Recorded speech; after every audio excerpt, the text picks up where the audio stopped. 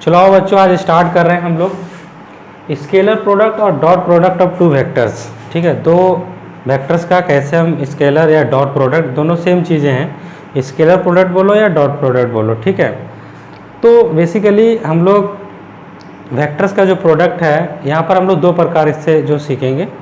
एक तो आ जाएगा आपका क्रॉस प्रोडक्ट, उसको बाद में पढ़ने वाले हैं। अभी हम लोग डॉट प्रोडक्ट के बारे में सीखेंगे। तो डॉट प्रोडक्ट करते समय हमको क्या क्या बातें समझनी है, क्या क्या चीज़ें इसमें हम पढ़ने वाले हैं, बहुत सारी चीज़ें पढ़ेंगे। दो वेक्टर्स के बीच में बने एंगल्स को फाइंड आउट करने के बारे में सीखेंगे with the help of dot product. ठीक है, चाहे वो वेक्टर आपके मैग्नीट्यूड के फॉर्म में हो, चाहे वो आपके कंपोनेंट्स के फॉर्म में हो, किसी भी फॉर्म में हो, हम उनके एंगल्स के निकालने के बारे में भी सीखेंगे। कुछ कुछ प्रॉपर्टीज़ के बारे में भी सीखेंगे, यानी स्केलर डॉट प्रोडक्ट की कुछ कुछ प्रॉपर्टीज़ के बारे में भी सीखेंगे। ठीक है, तो उससे पहले हम लोग जानते हैं कि ये जो डॉट प्रोडक्ट है आपका, जो स्केलर डॉट प्रोडक्ट है, इसको सीखे समझा कैसे जाए। चलो अब बात करते हैं। देखो, जैसे मान के चलो हमारे पास टू वेक्टर्स हैं, लेट ए एंड बी, है ना, टू वेक्टर्स, ये टू वेक्टर्स है हमारे पास। ठीक है, इनका डॉट प्रोडक्ट कैसे रिप्रेजेंट किया जाता है ना, dot product of A vector and B vector is, है ना, डिनोटेड बाय, ये कैसे डिनोट किया जाता है, A vector dot B vector, ऐसे इसको डिनोट किया जाता है गाइस। ए वेक्टर डॉट बी वेक्टर को ऐसे डिनोट किया जाता है। इसको निकाला कैसे जाता है तो आप समझिए, A vector dot B vector is equal to A vector का मैग्नीट्यूड, ठीक है, और बी वेक्टर का मैग्नीट्यूड, और इनके बीच में बनने वाला एंगल थीटा, कॉस थीटा। ये थीटा क्या है, theta is the angle which is made between A vector A and vector B. Theta क्या है, यहाँ पर लिख लीजिए आप, थीटा, है ना, इज द एंगल, है ना, विच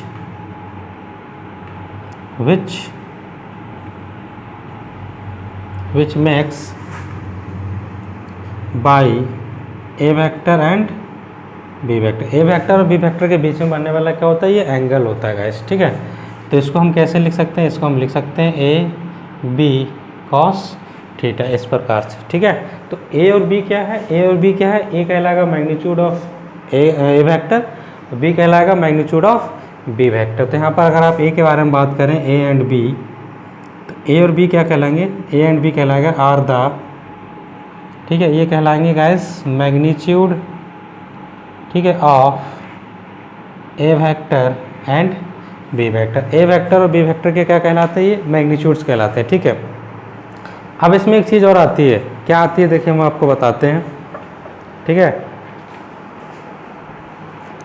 इसमें जो नया चीज़ है वो है कि एंगल, है ना, find the angle between two vectors by the scalar product. अगर हम स्केलर प्रोडक्ट की हेल्प से इन दोनों के बीच में बनने वाले एंगल्स की वैल्यू को फाइंड आउट करना चाहें तो कैसे फाइंड आउट करेंगे। तो आई होप अगर आपको ये समझ में आया है तो आप इसको नोट डाउन कर लीजिए स्क्रीन को पॉज करके। ठीक है, चलो अब हम बात करते हैं एंगल्स की, कि हम एंगल्स कैसे फाइंड करना चाहें। तो आपको ये तो समझ में आया कि डॉट प्रोडक्ट को डिनोट कैसे किया जाता है गाइस। ठीक है, चलो अब बात करते हैं एंगल। ठीक है, angle between two vector, angle between two vector, A vector and B vector कैसे कैलकुलेट किया जाएगा। तो लेट कर लीजिए, लेट ऐसे करके थीटा, है, ये थीटा हो गया, theta be the angle between,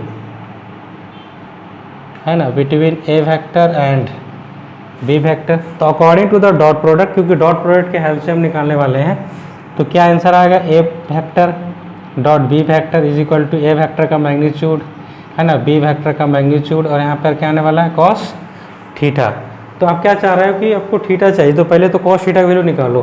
तो कॉस थीटा की वैल्यू जब हम निकालेंगे गाइस, तो हमारे पास क्या आंसर आएगा, A vector dot B vector divided by A vector का मैग्नीट्यूड और बी वेक्टर का मैग्नीट्यूड, ये आया कॉस थीटा। क्योंकि हमको एंगल निकालना है तो कॉस को इधर लेके आ जाओ। तो कॉस को जब इधर लेके आओगे तो आ जाएगा कॉस इन्वर्स एक्स, और कॉस इन्वर्स एक्स की वैल्यू क्या आ जाएगी, A vector dot B vector divided by A vector का मैग्नीट्यूड डॉट बी वेक्टर का मैग्नीट्यूड। ये आया आपके पास क्या चीज़, एंगल। ठीक है, तो इस प्रकार से हम लोग जो है एंगल्स को फाइंड आउट कर सकते हैं गाइस, अगर हमारे पास वेक्टर्स गिवन हो तो। ठीक है, चलो एक क्वेश्चन लेते हैं जिससे आपको बहुत इजीली समझ में आ जाए, फिर हम लोग आगे की तरफ बात करेंगे। एक एंगल फाइंड करने के बताते हैं क्वेश्चन की हेल्प से। ठीक है, चलो आओ बात करते हैं। जैसे हमारे पास सपोज मान के चलिए कोई एग्जांपल हम ले लेते हैं। जैसे सपोज मान के चलिए हमारे पास एक एग्जांपल है। क्या एग्जांपल है? A vector dot V vector है ना इज इक्वल टू, हमारे पास आंसर है 1, और ए वेक्टर का मैग्नीट्यूड इज इक्वल टू 1 और वी वेक्टर का मैग्नीट्यूड हमारे पास क्या है? 2। ठीक है, तो हम क्या चाहते हैं कि हम एंगल निकालें। तो हमने अभी एंगल के लिए क्या पढ़ा? हमने अभी एंगल के लिए पढ़ा theta is equal to cos inverse, है ना, cos inverse A vector dot B vector is equal to A vector का मैग्नीट्यूड और बी वेक्टर का मैग्नीट्यूड, इस प्रकार से। ठीक है, चलो आप वैल्यू पुट करते हैं। तो वैल्यू पुट कर लो तो क्या आ जाएगा यहाँ से? कॉस इन्वर्स उसकी वैल्यू 1 है हमारे पास, और इसकी वैल्यू 1 है, इसका वैल्यू मल्टीप्लाई होगा 2। तो आपके पास क्या आंसर होने वाला है? कॉस इन्वर्स, यहाँ से आपके पास क्या आ जाएगा? 1/2। ठीक है, तो आप इन्वर्स ट्रिग्नोमेट्री में पढ़ के आए कि कॉस इन्वर्स 1/2, कॉस इन्वर्स 1/2 मतलब 60 डिग्री, 60 डिग्री मतलब π/3। तो यहाँ पर थीटा जो है वो आपके पास आ जाएगा π/3। तो this is the angle which are made by the two vectors A and B. ठीक है, चलो अब हम आगे की तरफ बात करते हैं। एक एग्जांपल हो गया। चलो अब आगे की तरफ क्या है? जैसे मान के चलिए किसी वेक्टर की लेंथ निकालनी हो, तो लेंथ ऑफ वेक्टर कैसे कैलकुलेट किया जाता है? ठीक है, लेंथ ऑफ वेक्टर। ठीक है, जैसे सपोज हमारे पास कोई वेक्टर है, लेट ए वेक्टर, इसकी हमको क्या कैलकुलेट करनी है? लेंथ। तो लेंथ के कैलकुलेट करने के लिए क्या करेंगे? इसका ए वेक्टर डॉट ए वेक्टर, इसको कैसे निकाला जाएगा? A vector dot A vector, है ना, यहाँ मैग्नीट्यूड आ गया इसका, ए वेक्टर मैग्नीट्यूड ए वेक्टर, और दोनों का एंगल क्या आ जाएगा? थीटा। अब सोचो ए वेक्टर का मैग्नीट्यूड है, तो क्योंकि दोनों वेक्टर सेम डायरेक्शन में है, इसलिए इनके बीच में बनने वाला एंगल कितना डिग्री का हो जाएगा? 0 डिग्री का। कितना डिग्री एंगल हो जाएगा? 0 डिग्री का। ठीक है, तो आप देखिए यहाँ पर हमको क्या आंसर मिलने वाला है? ये मिल जाएगा ए वेक्टर का स्क्वायर, और यहाँ से क्योंकि कॉस 0 डिग्री की वैल्यू 1 होती है, तो इसको 1 लिखो या नहीं लिखो, दोनों बात बराबर है। तो हो जाएगा A vector dot A vector, square हटाओ तो ए वेक्टर का जो मैग्नीट्यूड है यानी कि जो लेंथ है वो आ जाएगा A vector dot A vector, है ना, √100, इस प्रकार से। तो this is the required length of the vector. इस प्रकार से आप जो है किसी वेक्टर का लेंथ को आप कैलकुलेट कर सकते हो गाइस। ठीक है, कुछ कुछ बातें हैं जो आपको समझनी है। चलो आओ एक एक करके समझते हैं। देखो क्या क्या बात है, जैसे नोट करके आप लिख लें। चलो बच्चों कुछ कुछ इंपॉर्टेंट पॉइंट है, इसको समझो पहले। इसमें लिखा है कि अगर ए वेक्टर का वैल्यू 0 हो या फिर बी वेक्टर का वैल्यू 0 हो तो उनको हम कैसे डिफाइन कर सकते हैं? A vector dot B vector equal to 0। हमेशा याद रखना, दोनों में से किसी भी वेक्टर का वैल्यू अगर 0 है तो उनका डॉट प्रोडक्ट 0 आएगा, पहली बात। दूसरी बात, if A vector and B vector दोनों के दोनों लैग वेक्टर्स हैं, लैग वेक्टर्स के बीच का एंगल हमेशा 0 डिग्री होता है। आप हमेशा याद रखें, लैग वेक्टर का मतलब होता है दोनों एक दूसरे के पैरेलल हो, उनको लैग वेक्टर्स बोला जाता है। मैग्नीट्यूड चाहे कुछ भी हो, डजेंट मैटर, पैरेलल होने चाहिए, वो लैग वेक्टर्स कहलाते हैं, और उनके बीच का एंगल जो हमेशा 0 डिग्री होता है बच्चों। ठीक है, तो हम जब लिखेंगे ए वेक्टर डॉट बी वेक्टर, कैसे आएगा? ए वेक्टर का मैग्नीट्यूड बी वेक्टर का मैग्नीट्यूड कॉस थीटा आएगा, तो जबकि एंगल कितना डिग्री? 0, और कॉस 0 डिग्री की वैल्यू आप जानते हो 1 होता है, तो 1 को अगर मल्टीप्लाई करोगे तो आंसर क्या आ जाएगा? A B. ठीक, सेम उसी प्रकार से अगर ए वेक्टर बी वेक्टर दोनों अनलैग वेक्टर्स, अनलैग का मतलब हो गया दोनों एक दूसरे के अपोजिट डायरेक्शन में, तो अपोजिट डायरेक्शन जब होगा तो उनके बीच में एंगल कितना डिग्री बनता है? 180 डिग्री का। ठीक है, यानी कि पाई। तो देखिए अनलैग वेक्टर, इसका मतलब थीटा इक्वल टू पाई हो गया।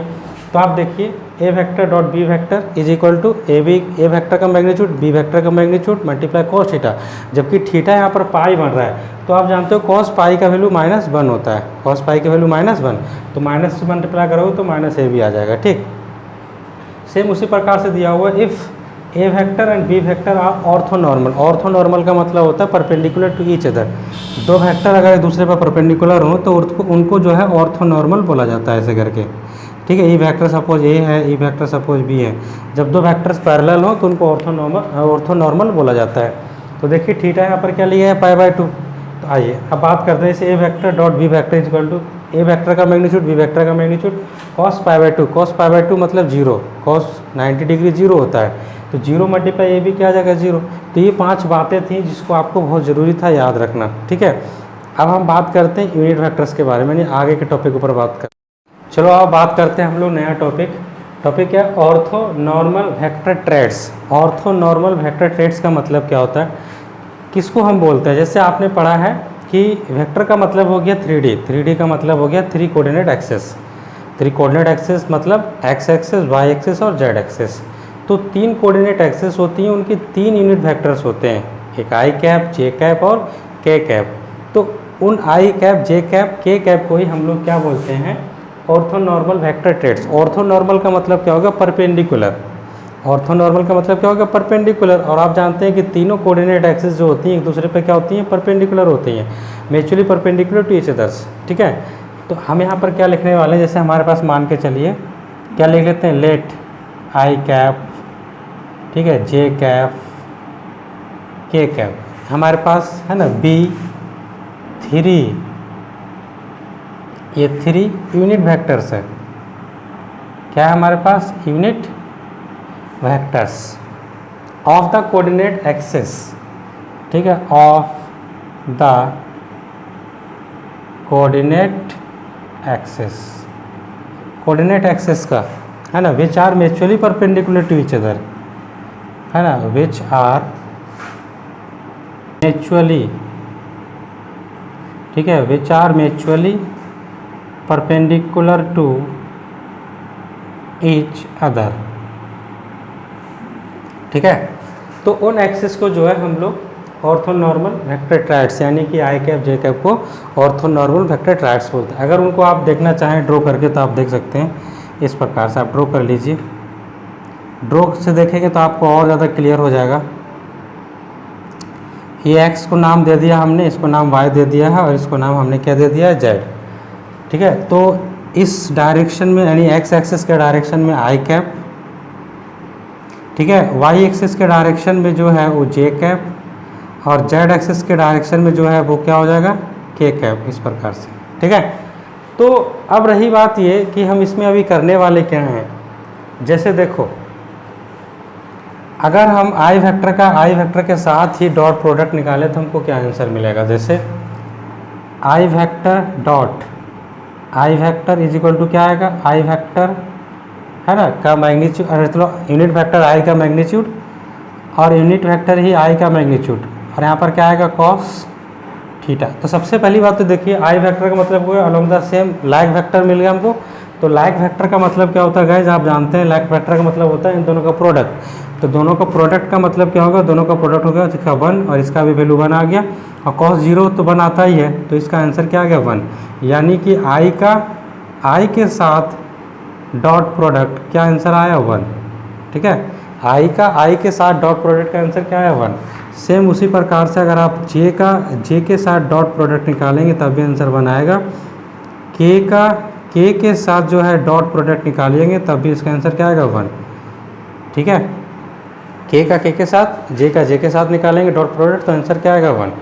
चलो ठीक है, ये तो समझ में आया। तो अब अगर हम आई का जे के साथ निकालें, जे का के साथ या फिर के का आई के साथ, तो आंसर क्या आएगा। देखो, अगर हम आई वेक्टर डॉट जे वेक्टर लिख रहे हैं तो क्या लिखेंगे, आई वेक्टर का मैग्नीट्यूड और जे वेक्टर का मैग्नीट्यूड, और यहाँ पर क्या आने वाला है हमारे पास, कॉस, है ना, π/2 मतलब 90 डिग्री लिख लो डायरेक्ट। क्यों 90 डिग्री लो, क्योंकि तीनों की तीनों लाइन एक दूसरे पर म्यूचुअली परपेंडिकुलर होता है। तो आई और जे के बीच में एंगल कितना डिग्री बनेगा, 90। कॉस 0 90 होता है, इसलिए आंसर क्या आ जाएगा इसका, 0। यानी कि आई वेक्टर डॉट जे वेक्टर का आंसर क्या आ गया, 0। आई वेक्टर डॉट जे वेक्टर का आंसर क्या आ गया, 0। तो सेम उसी प्रकार से आप दिमाग में बिठा लें, जिस प्रकार से आई वेक्टर डॉट जे वेक्टर का वैल्यू 0 आया है, उसी प्रकार से जे वेक्टर डॉट, ठीक है, जे वेक्टर डॉट आई वेक्टर का वैल्यू, यानी कि जे कैप और आई कैप दोनों का भी आंसर क्या आ जाएगा, 0। आपको ये बात समझ में आनी चाहिए। तो आप उसी हिसाब से जैसे जे का के साथ निकालोगे, के का आई के साथ, क्योंकि तीनों एक्सेस जो है म्यूचुअली परपेंडिकुलर है, तो तीनों का अगर आप पेयर कर करके निकालोगे डॉट प्रोडक्ट तो सबका आंसर 0 आ जाएगा। तो आप यहाँ से डायरेक्ट लिख लो, क्या लिख लो, आई यूनिट कैप, ठीक है, जे यूनिट कैप, के यूनिट कैप, जे, है ना, उसके बाद उस सिमिलरली अगर आई यूनिट कैप, के यूनिट कैप सबका वैल्यू निकालोगे तो आंसर क्या आ जाएगा, 0। यानी कि अल्टरनेट एक्सिस के यूनिट वेक्टर के साथ उनका डॉट प्रोडक्ट निकालोगे तो आंसर 0 आएगा। ठीक है, सेम उसी प्रकार से इसी को आप क्या लिख सकते हो, इसी को लिख सकते हो जे कैप आई कैप का डॉट जे कैप और के कैप का डॉट के कैप और आई कैप का डॉट, इसका भी वैल्यू क्या आ जाएगा 0, सबका वैल्यू क्या आ गया 0। 1 किसका किसका आ रहा है, आई का, जे का और के का। बहुत इंपॉर्टेंट है, बहुत ज़्यादा इंपॉर्टेंट है गाइस, इतना ज़्यादा इंपॉर्टेंट है कि जब आप दो वेक्टर का डॉट प्रोडक्ट निकालेंगे तो उसमें आपको बहुत ज़्यादा हेल्प करेगा, बहुत ही ज़्यादा हेल्प करने वाला है जब आप दो वेक्टर्स का डॉट प्रोडक्ट निकालोगे तब। ठीक है, तो अभी आप क्या करो, इसको नोट डाउन करो स्क्रीन को पॉज करके। चलो देखो, अगला है आपका topic projection of B on A. मतलब ऐसा भी क्वेश्चन आपसे पूछ देगा, बी का प्रोजेक्शन वेक्टर ए पर कैसे निकलता है। तो सपोज मान के चलिए आपके पास दो वेक्टर्स हैं, एक ओ ए वैक्टर है जिसकी वैल्यू है ए, और एक ओ बी वैक्टर है इसको वैल्यू है बी वैक्टर, और ए और बी के बीच में बनने वाला एंगल क्या थीटा है। आप यहाँ पर फिगर ड्रॉ कर सकते हैं, जैसे मान के चलिए, ठीक है, ये ओ हो गया, ये हो गया ए, ठीक है, और इसकी वैल्यू कितनी है ए वेक्टर। सेम उसी प्रकार से आप यहाँ ड्रॉ कर लीजिए ऐसे करके ओ बी, इसका नाम क्या है बी, और ये जो वेक्टर है इसकी वैल्यू कितनी है बी वेक्टर। ठीक, तो let O A is equal to A vector, O B is equal to B vector, and A O B के बीच का जो एंगल है थीटा, यानी कि ये जो एंगल है वो क्या है थीटा है। ठीक है, ए ओ बी के बीच का एंगल क्या है थीटा। तो draw B M perpendicular to O A, B M यानी यहाँ से एक परपेंडिकुलर ड्रॉ करना है हमको, एक परपेंडिकुलर ड्रॉ किए, तो O M is projection of B. तो ओ एम जो है ना, ये वाला ओ एम देखिए, ये ओ एम क्या कहलाएगा, बी का प्रोजेक्शन किस पे कहलाएगा, ऑन ए पे। ठीक है, तो O M is the projection of, है ना, projection of B on vector A. तो ओ एम को कैसे कैलकुलेट किया जाएगा, O M is equal to projection of B vector on A. निकालने का तरीका है A vector dot B vector upon A vector का मैग्नीट्यूड, यानी कि जिस वेक्टर पे निकालना है उस वेक्टर का मैग्नीट्यूड नीचे रहेगा, हमेशा याद रखें आप। जैसे कि प्रोजेक्शन किस पे निकालना है, ए पर निकालना है, तो ए पर निकालना है इसलिए उसका मैग्नीट्यूड क्या आ गया नीचे। अब यही क्वेश्चन अगर ऐसे रहता प्रोजेक्शन ऑफ ए, अगर आपको रहता question projection of A vector on B vector, तब इसका आंसर क्या होता है, तब इसका आंसर होता है A vector dot B vector, और इसका वैल्यू आता है बी वेक्टर का मैग्नीट्यूड। इस प्रकार से, यानी कि जिस पर निकालने बोल रहा है उसको कहाँ लिखेंगे हम लोग, नीचे गाइस। ठीक है, चलो अब क्वेश्चन देखते हैं तो क्लियर हो जाएगा और ज़्यादा। जैसे सपोज आपको दे रखा है इसने A vector is equal to 2i cap 3j cap 4k cap, B vector is equal to दे रखा है इसने, ठीक है, क्या दे रखा है कि 5i कैफ 3j कैफ, ठीक है, और यहाँ आ जाएगा 4k कैफ। क्या बोल रहा है ना, यहाँ लिख लेना एफ, तो बोल रहा फाइंड, है ना, find the projection of B vector on A vector, यानी कि बी वेक्टर का प्रोजेक्शन ए वेक्टर पे निकालना है। तो उसके लिए आपको क्या चाहिए, उसके लिए आपको ए वेक्टर डॉट बी वेक्टर चाहिए। तो निकालो, पहले वेक्टर की वैल्यू निकालो, 2i कैप 3j कैप, है ना, 4k कैप, यहाँ से लिखो क्या चीज़ 5i cap 3j cap 4k cap. हमने क्या बताया कि i वाले को i के साथ, बाकी i वाले को किसी से भी मल्टीप्लाई करो 0 आएगा, j वाले को j के साथ बाकी किसी से मल्टीप्लाई करो 0 आएगा, k वाले को k के साथ अदरवाइज किसी से मल्टीप्लाई करो तो 0 आएगा। तो इसका आंसर आ जाएगा आपके पास 10, और यहाँ से आ जाएगा 9, और यहाँ से आ जाएगा 16, तो आंसर आ जाएगा 35। तो ए वेक्टर डॉट बी वेक्टर का वैल्यू तो गाइस 35 आ चुका है आपके पास, क्योंकि प्रोजेक्शन ऑफ बी ऑन ए निकालना है, इसलिए ए को नीचे लिखना होगा तो ए का मैग्नीट्यूड भी निकालना होगा। तो ए वेक्टर का मैग्नीट्यूड अगर हम निकालें तो आंसर क्या आएगा, हमारे पास ये है, तो आंसर आ जाएगा ए वेक्टर का मैग्नीट्यूड 2 का स्क्वायर 3 का स्क्वायर 4 का स्क्वायर, तो 2 का स्क्वायर आ गया 4, और यहाँ आ गया 9, यहाँ आ गया 16, तो आंसर आ जाएगा 29, रूट 129। अब हम क्या करते हैं, फार्मूला लिख लेते हैं। तो क्या हमारे पास पूछा, projection of B on A, ठीक है, तो प्रोजेक्शन, ठीक है, of B vector on A vector क्या आ जाएगा, A vector dot B vector divided by A vector का मैग्नीट्यूड। ठीक है, चलो आ जाओ, तो कितना आंसर आया है? डॉट प्रोडक्ट हमारे पास कितना है? डॉट प्रोडक्ट आया 35, तो यहाँ लिखिए 35 और यहाँ जाएगा √129।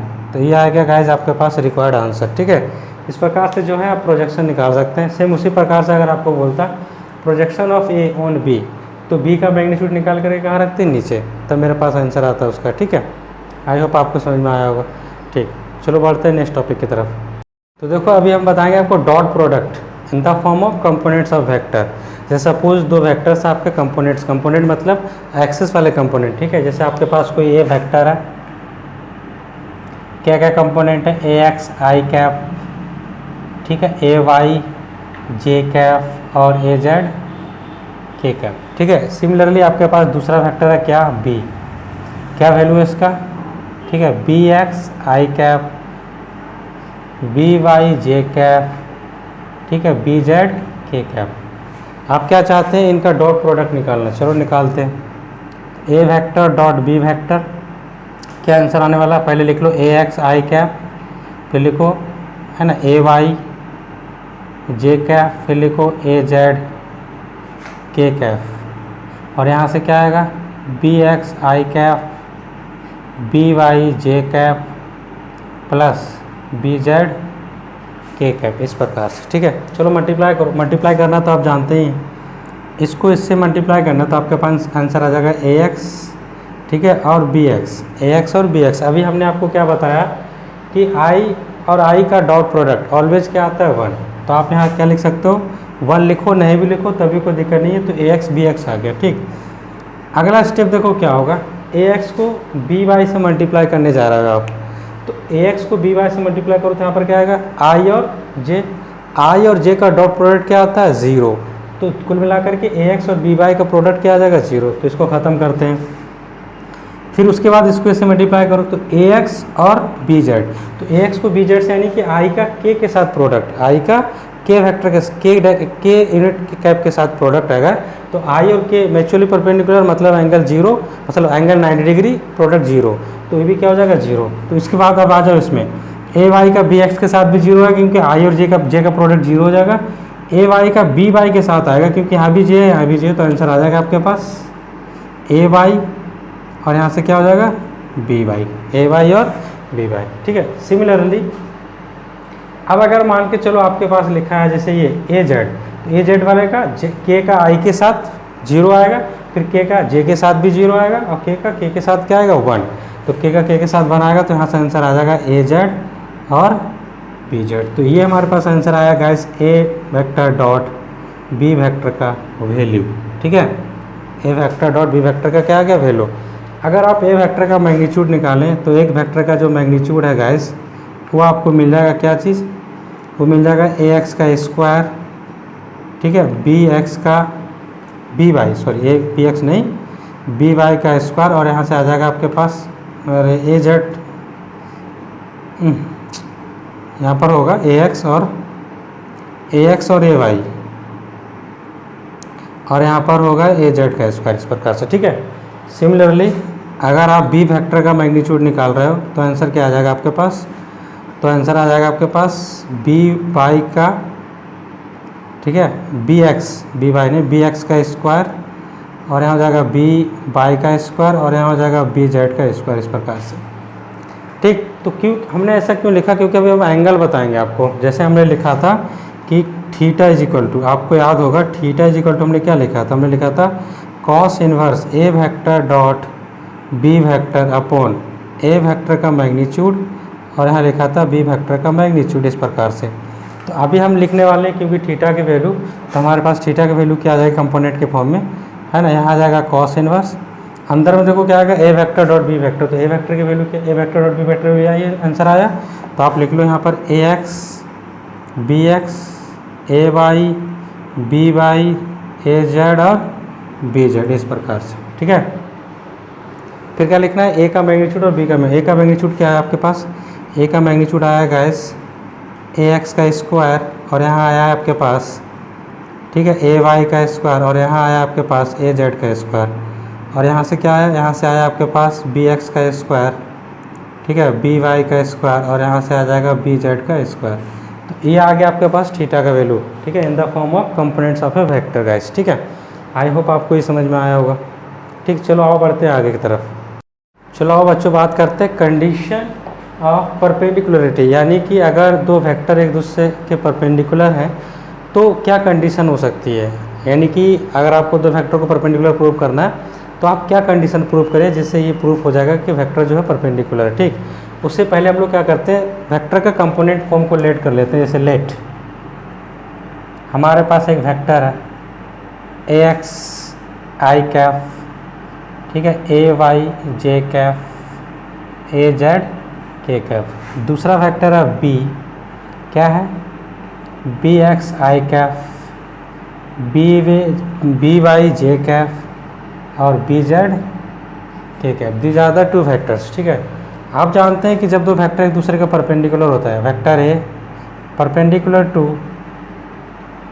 वेक्टर बी, है ना, vector A perpendicular to vector B, if and only if ऐसा, तो इसका मतलब क्या होता है कि A vector dot B vector का वैल्यू क्या आता है, ज़ीरो। कंडीशन में बताई थी कि A vector dot B vector का वैल्यू क्या आता है, ज़ीरो। कब, जब दोनों वेक्टर एक दूसरे के क्या हो, परपेंडिकुलर हो। ठीक है, क्यों, क्योंकि जब आप फार्मूला लगाएंगे तो ए का मैग्नीट्यूड बी का मैग्नीट्यूड मल्टीप्लाई कॉस थीटा मतलब 90, तो 90 कॉस मतलब 0, तो मल्टीप्लाई 0। तो कुल मिलाकर के आपको करना क्या है, A vector dot B vector. तो ए वेक्टर डॉट बी वेक्टर हमारे पास क्या आंसर है, ए एक्स आई कैफ, ठीक है, A Y J cap, A Z K Kaif. ठीक है, यहाँ से क्या आ जाएगा, B X I cap, B Y J Kaif, B Z K Kaif, इस प्रकार से। ठीक है, आप जानते हैं सबका प्रोडक्ट क्या आएगा, इस सबका product A X B X, ठीक है, और A Y B Y, A Z B Z, इस प्रकार से। ठीक है, ये आया A vector dot B vector का। अब अगर गाइस हमने क्योंकि परपेंडिकुलर की कंडीशन लगाई तो दोनों का डॉट प्रोडक्ट क्या था, 0। तो अगर ये परपेंडिकुलर होगा तो इसका मतलब क्या हो जाएगा कि ए X B x, A Y B Y, A Z B Z, इसके आंसर क्या आ जाएगी, 0। ठीक है, इनका आंसर क्या आना चाहिए गाइस, 0 आना चाहिए। अगर ये 0 आएगा तभी पॉसिबल है, अदरवाइज पॉसिबल नहीं है। दो वेक्टर अगर दिए हुए हैं उनका डॉट प्रोडक्ट आपको निकालना है। डॉट प्रोडक्ट निकालने के बाद, ठीक है, उनका आंसर अगर 0 आ गया इसका मतलब given vectors are perpendicular to each other. अगर 0 नहीं आया मतलब वेक्टर्स परपेंडिकुलर नहीं है। ठीक है, ये बात आपको समझ में आनी चाहिए। अब देखिए यहाँ पर बचता क्या है, प्रॉपर्टीज कुछ कुछ बच जाती हैं। ठीक है, तो थ्योरम्स बोल सकते हैं आप, उनको हम जो है आगे डील करेंगे। लेकिन यह इतना बताने के बाद आप जो है क्वेश्चंस को बना सकते हैं। बहुत सारे क्वेश्चंस जो हैं इतने बताने के बाद आप आराम से डील कर सकते हैं। प्रोडक्ट हमने बता दिया, एंगल्स निकालने को बता दिया, ठीक है, और जो परपेंडिकुलरिटी का कंडीशन है वो भी हमने बता ही दिया। आई को मल्टीप्लाई करेंगे, आई डॉट आई का डॉट प्रोडक्ट क्या आएगा, आई जे का, ये सब चीज़ें हमने बता दी। मतलब इतनी चीज़ों से आपके बहुत सारे क्वेश्चंस जो है सॉल्व हो जाएंगे गाइस। ठीक है, तो आप क्या करें, इतनी कंडीशन से क्वेश्चन को सॉल्व करें, फिर तब तक जो है हम नेक्स्ट वीडियो अपलोड करेंगे इसके प्रॉपर्टीज़ का, थ्योरम्स का, आप उनको भी बाद में कर लें। ठीक है, और रही बात ये कि अगर आपको वीडियो समझ में आया तो आप वीडियो को क्या करो, लाइक, चैनल को सब्सक्राइब, बेल आइकन दबाओ और शेयर ज़रूर करो। ठीक है, वीडियो को एक जगह से दूसरी जगह शेयर करो, सोशल मीडिया अपने फेसबुक आईडी से जो है शेयर करो, जैसे भी शेयर करो लेकिन शेयर करो वीडियो को। ठीक है, चलो मिलते हैं नेक्स्ट वीडियो में, तब तक के लिए